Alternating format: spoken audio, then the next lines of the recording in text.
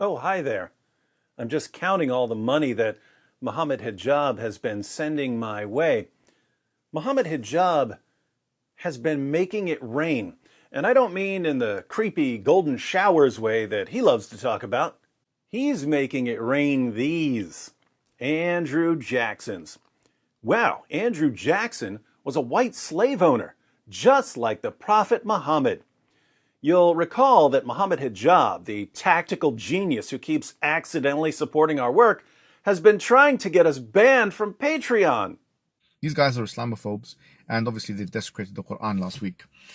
Well, the call to action here is very straightforward. We're going to go to Patreon, okay? We're going to go to Patreon, we're going to make an account, and then when we make an account, we're going to mass report, both of their channels. But like everything Hijab does, it backfired. He ended up getting me and the apostate prophet way more patrons. It would have taken me another 2 years to get the number of new supporters I got in the past 2 days. So thank you, Mohammed Hijab. The check for your cut is in the mail. I hope it doesn't get intercepted by the British counterterrorism agents people say are watching you. Unfortunately, Hijab's video calling on his fans to mob flag our pages on Patreon has been removed for violating YouTube's policy on harassment and bullying.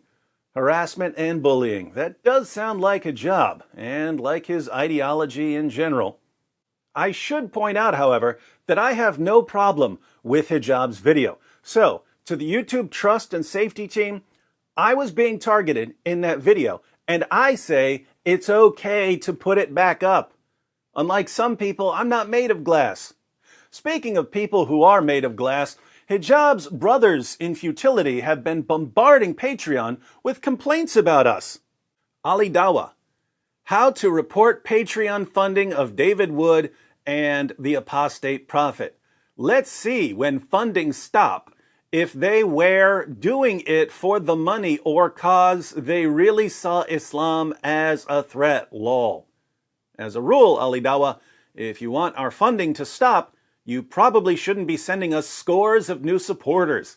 But you do you, man. You do you. Adnan Rashid, this is the least anyone who believes in Allah and His Messenger can do. Please share far and wide and cut the funding of these evil Islamophobes.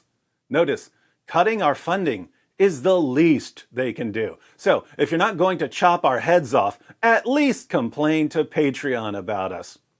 And my personal favorite, Farid. Farid is the one who leaked Yasser Qadhi's private emails and ultimately led to Yasser Qadhi admitting that the Quran has been corrupted. So, we can't thank Farid enough. An important question to Patreon support. 2 individuals that thrive off donations through your site engage in hate crimes, like eating and tearing the Quran. Does this not go against your community guidelines? Hate crimes? Hate crimes, Farid? You think that eating the Quran is a hate crime? You think that tearing up the Quran is a hate crime? It's not a crime at all, not in this country. You can spend all day long, every day, tearing up the Quran. It's not a crime, let alone a hate crime. You can spend all day long, every day, tearing up the Bible. It's not a crime, let alone a hate crime. You can spend all day long, every day, tearing up The God Delusion by Richard Dawkins. It's not a crime, let alone a hate crime. But if you, Farid, believe that it's a hate crime, you've got a problem because you just accused your own prophet of committing countless hate crimes. Or did you forget about all of the passages in Islam's most trusted sources reporting that the prophet entered Mecca, and at that time there were 360 idols around the Kaaba? He started stabbing the idols with a stick he had in his hand. He started stabbing the idols with a stick? That's a hate crime, right, Farid? Oh, let me guess. It's perfectly acceptable for Muslims to desecrate the idols of other religions, but immoral and illegal for non-Muslims to desecrate the Quran. Yet there's a word for that kind of system, Farid. The word is Sharia, and we ain't under it. I am not, have never been, and never will be You're dhimmi. So either saw my head off or get used to me not submitting to the commands of an illiterate 7th century caravan robber.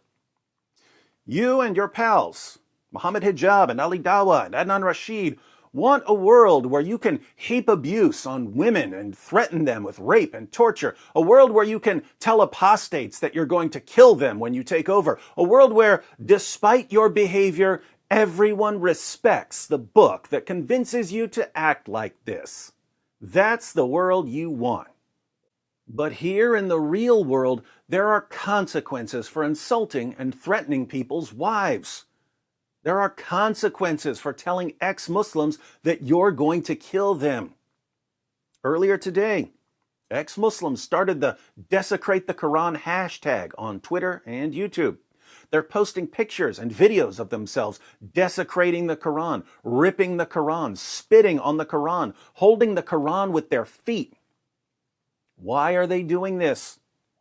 Because your community, Farid, keeps threatening them and insulting them and heaping abuse on them, and they're sick of it. What are you going to do in response, Farid? Are you going to try to get these ex-Muslims banned from YouTube, banned from Twitter? Does there ever come a point when you focus on your own bad behavior and on the bad behavior of people in your community, people like Muhammad Hijab and Ali Dawah, and not on the behavior of people who react to your bad behavior? Does there ever come a point when you try to earn respect by showing respect and not by heaping abuse on people? But by all means, keep mindlessly following Muhammad Hijab. What could go wrong there? As for everyone else who's watching, the link to my Patreon page and the link to the Apostate Prophet's Patreon page are in the description box. As you can see, I don't need the money, but I do enjoy watching Muhammad Hijab and Ali Dawah and Farid and Adnan Rashid and all their fans throw tantrums when they see that, in spite of all their efforts to control us, all we do is win.